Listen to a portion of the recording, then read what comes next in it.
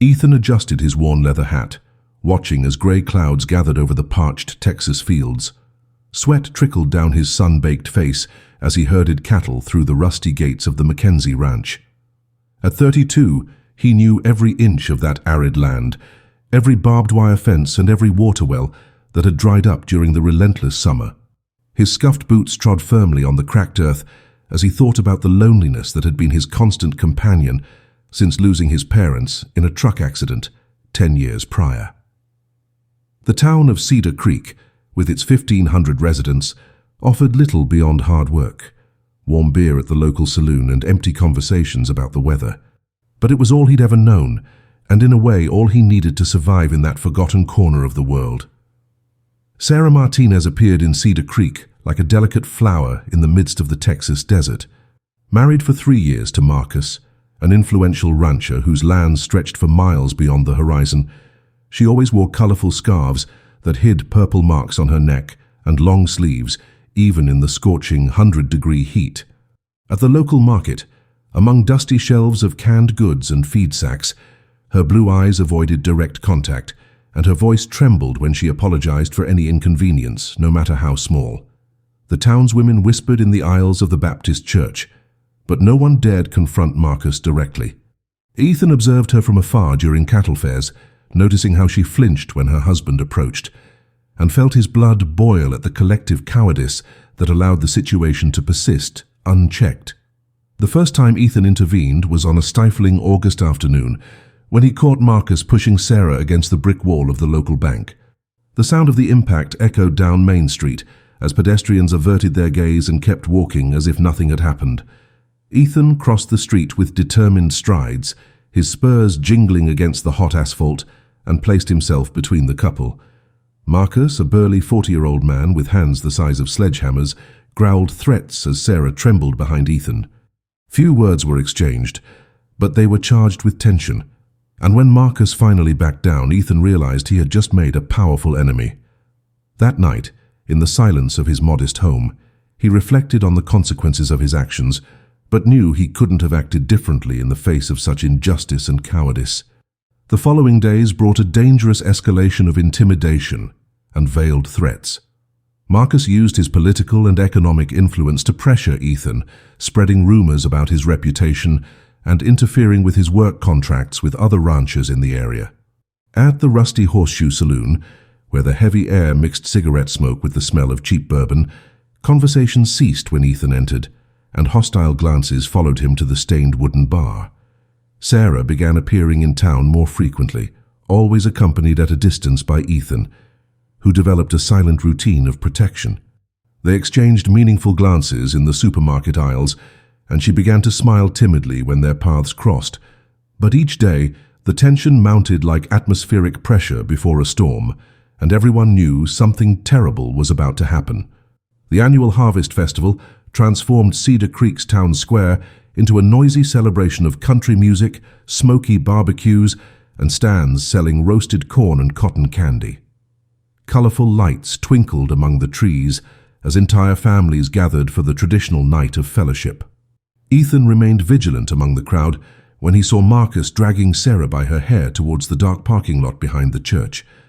Her muffled scream cut through the air like a blade, and Ethan ran through the crowd, knocking over chairs and tables in his path. The confrontation was brutal and wild. Fists flew, bodies rolled in the dust, and the sound of breaking bones echoed through the night. Sarah tried to separate the men, but took a violent blow that threw her against the bumper of a pickup truck. When Ethan finally subdued Marcus, she was already on the ground, struggling to breathe and calling out to him in a weak, desperate voice. Sarah held Ethan's face with trembling hands as life slowly drained from her blue eyes.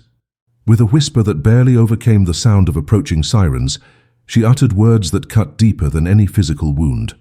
Marcus was not her husband, but her father, and she had spent years trying to protect her younger sister from the same fate. Ethan felt his world collapse as he grasped the true extent of the horror Sarah had faced, and how his courageous intervention had paradoxically sealed her tragic destiny. As he held her lifeless body under the starry Texas sky, he swore that truth would not die with her. The fight was not over. In fact, it had only just begun, and he would forever carry the weight of those last words that transformed his perception of courage, sacrifice, and the dark complexity of family secrets hidden behind the respectable facades of a small town. Sarah's funeral took place on a grey September morning as the first cold gusts of wind announced the end of the scorching summer. Ethan remained in the last pew of the Baptist church, watching Marcus play the role of a grieving husband with a performance that churned his stomach. The pastor spoke of forgiveness and redemption while the Cedar Creek community huddled in the varnished wooden benches, whispering empty condolences and avoiding direct eye contact with Ethan. Sarah's final words echoed in his mind like a painful mantra. She had lied about being married to protect her younger sister, Emma, a 16-year-old who lived locked away in the Martinez family home. During the sermon, Ethan noticed how Marcus controlled every detail of the ceremony, from the flowers to the prayers, keeping Emma by his side like a fragile doll, her eyes reflecting the same fear he had recognized in Sarah's gaze months ago. 2 weeks after the burial, Ethan began a silent investigation that led him through Cedar Creek's darkest corners. He discreetly spoke with hospital staff, discovering that Sarah had been admitted numerous times with accidental injuries over the years. In the high school archives, an elderly secretary revealed that Emma was constantly absent from classes, always with medical excuses signed by her father. The pieces of the puzzle slowly fit together. Marcus Martinez was not just a respected rancher, but the patriarch of a family destroyed by systemic abuse and the complicit silence of an entire community. Ethan spent sleepless nights in his isolated cabin, planning every move while drinking strong coffee and studying maps of the Martinez property. The wind howled through the window cracks, and he knew he was treading on dangerous ground, but Sarah's last words wouldn't let him rest. The opportunity arose during a violent storm that lashed Cedar Creek for 3 consecutive days, leaving roads flooded and phone lines down.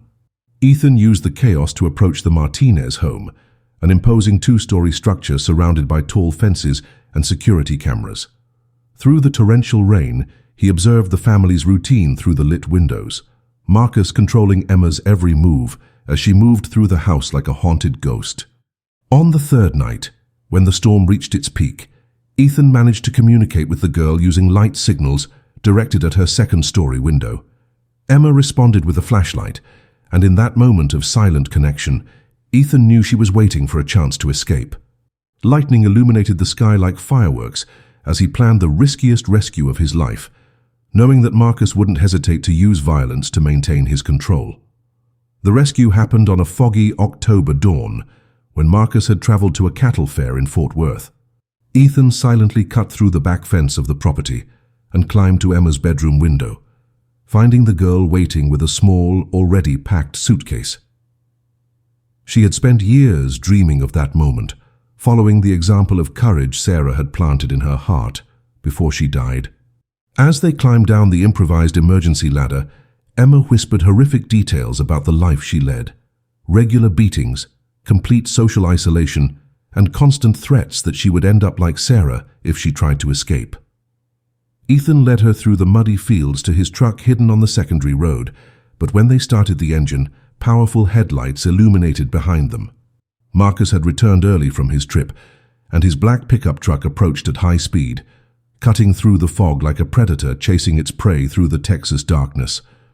The chase turned Cedar Creek's rural roads into a scene of terror and despair.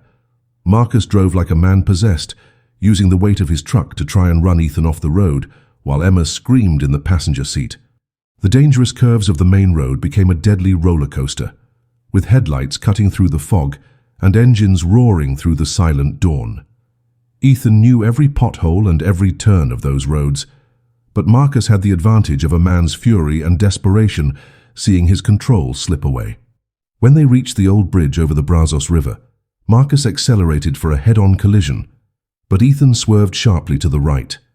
Marcus's truck broke through the guardrail and plunged into the turbulent waters 50 feet below, taking with it the dark secrets that had tormented the Martinez family for decades. The silence that followed was broken only by the sound of rushing water and Emma's relieved sobs. 6 months later, Emma had found a temporary home with the pastor's family. While Ethan helped with the legal transition, that would permanently free her from the cursed Martinez legacy. The truth about Marcus had spread through the town like wildfire, forcing the community to confront its complicity in the silence that had allowed years of abuse. Ethan continued his work on the ranch, but now carried a sense of purpose that had been missing from his solitary life. Emma regularly visited his cabin, bringing wildflowers to the makeshift grave he had built for Sarah on a hill overlooking the golden fields. During these visits, she shared memories of her sister and plans for the future, and Ethan realized how Sarah's courage lived on through her. The last words whispered that terrible night had transformed from an open wound into a source of strength, reminding him that some battles are worth fighting, even when the price seems too high for one person to pay. A year after Marcus's death, Cedar Creek began to transform slowly, like an infected wound finally receiving proper treatment. Emma, now 17, blossomed under the care of Pastor Johnson's family, attending school regularly and making friends for the first time in her life. Ethan observed this transformation with a mix of pride and melancholy, constantly remembering how Sarah had sacrificed everything to make this moment possible. The Martinez property had been auctioned off by the bank, and the lands divided among small farmers who brought new life to that haunted region. During the hot summer afternoons, Ethan rode through fields where terror once reigned, now populated by hard-working families and children playing freely. The weight of Sarah's final words had become a sacred responsibility, to ensure Emma had the chance to live the life her sister never could, free from the fear that had imprisoned them for so long. The relationship between Ethan and Emma developed into a protective friendship that reminded everyone in town of the special bond between Sarah and the solitary cowboy. Emma had inherited her sister's delicate beauty, but her blue eyes shone with a determination Sarah could never fully express during her truncated life. On Saturdays, they met at the local cemetery, where Ethan had purchased a perpetual plot and commissioned a white marble headstone with the inscription, "Sarah Martinez, courageous sister, eternal protector." Emma always brought fresh flowers picked from the pastoral home's garden, and together they cleaned the grave while sharing stories about Sarah that only they knew. During these visits, Emma gradually revealed painful memories of her childhood, and Ethan learned to listen without judgment, offering the silent support she needed to process years of trauma. Their bond strengthened through shared grief and mutual love for Sarah. The Cedar Creek community, forced to confront its complicity in the silence that allowed the abuse, began to implement significant changes in how it dealt with domestic violence. Sheriff Williams, ashamed of his previous inaction, created a rigorous protocol for investigating complaints and offered specialized training for his deputies. The Baptist Church launched a victim support program, led by the pastor's wife, who had lost a sister in similar circumstances decades ago. Ethan participated in several community meetings, sharing his experience and encouraging others to break the cycle of silence that protects abusers. His reputation in town changed dramatically. From an inconvenient intruder to a reluctant hero, he became a respected figure who represented moral courage in a community that had lost its way. The changes were slow but noticeable, like seeds planted in fertile soil after a long drought. Emma surprised everyone by announcing her intention to study psychology at the University of Texas, focusing on helping victims of domestic abuse. Ethan supported her fully, selling part of his cattle to contribute to the educational expenses that her scholarship didn't cover. During preparations for her departure, Emma revealed that she had written a diary detailing the years of abuse suffered by the family, intending to publish it to help other victims find the courage to escape. The handwritten pages contained not only the account of the horror she had lived, but also stories about Sarah's strength and determination, who had repeatedly sacrificed herself to protect her younger sister. Ethan read every word with tears in his eyes, recognizing the courageous Sarah he had loved from afar, but also discovering aspects of her personality he had never known. The diary would become a powerful testament to human resilience in the face of seemingly insurmountable adversity. On the day Emma left for Austin, Ethan accompanied her to the bus station on a clear August morning, exactly 2 years after first meeting Sarah at the local market. As they waited for the bus to arrive, Emma held Ethan's calloused hands and repeated the words Sarah had whispered that terrible night, but now with a completely transformed meaning. "She said you were the only good man she had ever known," Emma murmured, "and that if anything happened to her, you would take care of me like the brother we never had." The final revelation brought peace to Ethan's tormented heart, as he finally understood that his mission had not been defined by tragedy, but by the unconditional love Sarah felt for her sister. As the bus departed, carrying Emma toward the future Sarah had dreamed for her, Ethan knew he had fulfilled the silent promise made on a September night, under the endless stars of the Texas sky. 5 years later, Ethan received an elegant invitation to Emma's psychology graduation, followed just a few weeks later by another invitation to her wedding to a university colleague who shared her passion for helping trauma victims. During the ceremony, held in a small chapel in Austin, decorated with sunflowers, Sarah's favorite flowers, Ethan occupied the seat of honor reserved for the bride's father, a symbolic recognition of his role in Emma's life. In her emotional speech, she spoke about Sarah as the silent hero who had made that moment of happiness possible, and about Ethan as the guardian angel who had transformed tragedy into hope.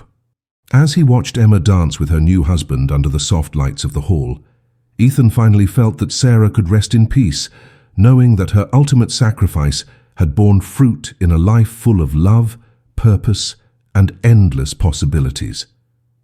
The story had come to an end, but the legacy of courage would continue to live on through Emma and all the people she would help throughout her career.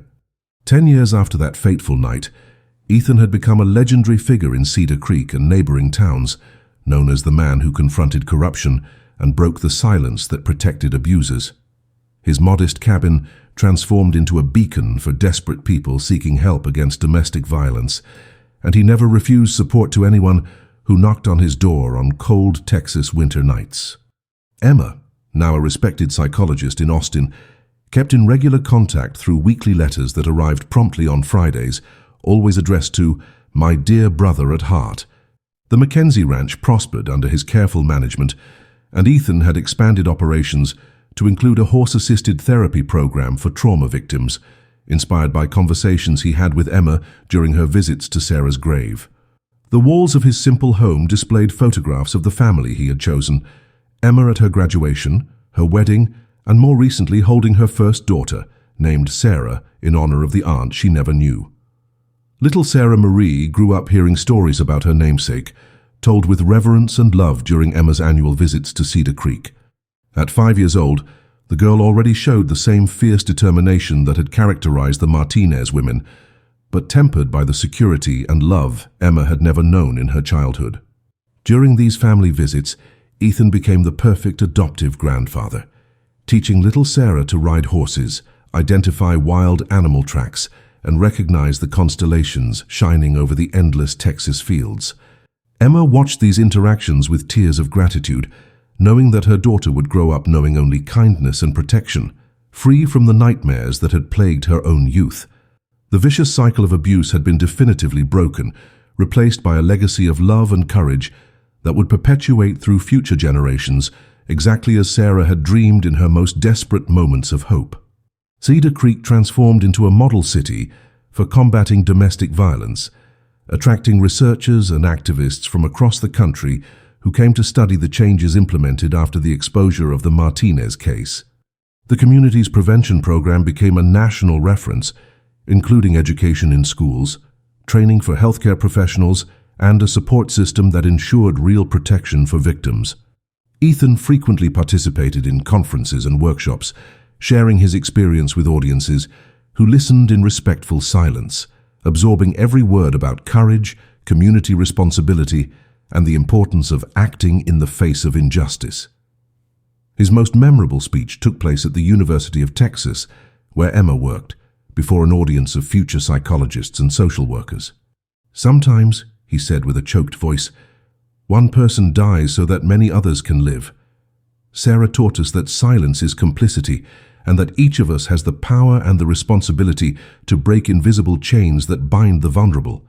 Emma's diary, finally published with the title "Whispers in the Dark, A Journey from Survival to Hope," became a national bestseller that touched millions of readers.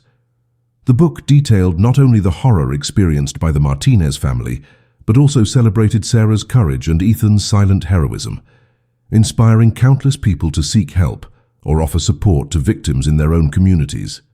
The royalties were entirely donated to organizations combating domestic violence, creating a permanent fund named after Sarah Martinez. During the book launch in Cedar Creek, held in the same church where her funeral had taken place, hundreds of people gathered to pay tribute to the woman who had become a symbol of resistance and sacrifice. Ethan spoke briefly, reminding everyone that Sarah continued to live through every life saved and every chain broken, her last whispered words transformed into a cry of hope that would echo through time. At 50, Ethan finally found love again with Margaret, a retired nurse who had moved to Cedar Creek to work at the Victim Support Center. She understood his devotion to the memory of Sarah and Emma, and admired the man who had sacrificed his peace to make a difference in the lives of vulnerable people. The simple wedding took place on the ranch, with Emma serving as maid of honor, and little Sarah scattering sunflower petals down the makeshift aisle among the guests. During the ceremony, Ethan felt a comforting presence as if Sarah were there, smiling to see that he had finally found the happiness he deserved after years of solitude and struggle. Margaret brought a serenity to his life that he hadn't known since his youth, and together they created a welcoming home that continued to receive people seeking help and hope. The new family he had built did not erase the memories of the past, but honored them through present love and the future possibilities that opened before them. On the eve of his 60th birthday, Ethan rode alone to Sarah's grave, as he did during all important moments in his life. The marble headstone had aged gracefully, covered by a soft patina that did not diminish the legibility of the words engraved with such care. He sat on the lush green grass and talked to her as he always did, telling her about the granddaughter who bore her name, about the hundreds of lives that had been saved thanks to her sacrifice, and about the peace he had finally found with Margaret. "You kept your promise," he murmured to the soft breeze that swayed the branches of the oak trees planted around the cemetery. "Emma is safe, happy, and continues your mission to save others. Your death was not in vain, Sarah. Every person who finds the courage to escape abuse carries a piece of your spirit." As the sun set over the golden Texas fields, painting the sky with shades of orange and pink, Ethan knew he had completely honored Sarah's last whispered words, transforming tragedy into triumph, despair into hope, and death into eternal life through love and memory.